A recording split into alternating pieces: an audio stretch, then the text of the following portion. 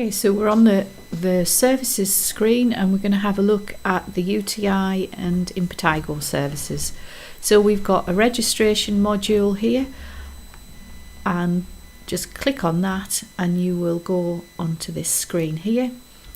The date at the top, it automatically comes up with today's date. It's always best to record this live on Farm Outcomes, but if you're recording it and it was actually from yesterday, you can change the date.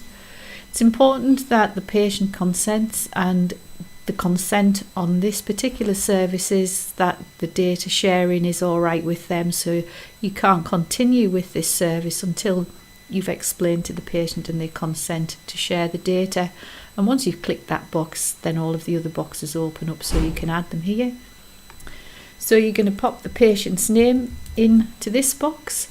The system will search, and if a patient has been registered on Farm Outcomes already, we can click that and all of their details will come in already to the module.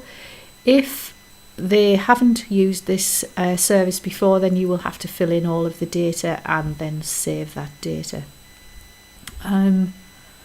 So we've got also this extra question about accessible info. So if the patient does have accessible needs, then you can make a note of it in here. So it might be big print or that kind of things. If you start to type in the patient's GP practice, remember it's the practice, not the doctor, and you select the patient, then that would be fine. And again, it's asking about consent, so yes, you have, and then you would save that there.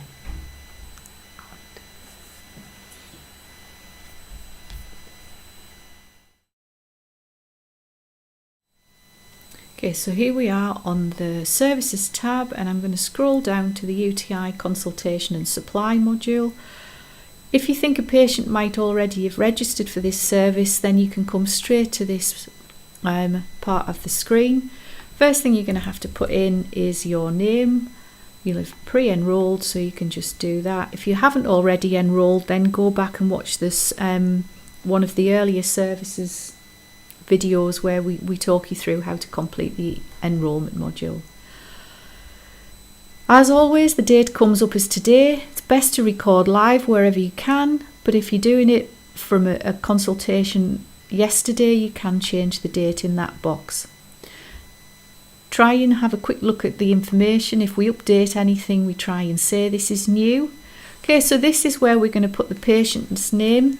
And like I said, if you think they've done it before, and you can check in here. If this is the patient that you've got in front of you, you would put it here. But let's try a different name, and it will look again. If this patient isn't in, all you need to do is come off there, and if you click on this link, it will actually take you into the registration module, so you can complete that.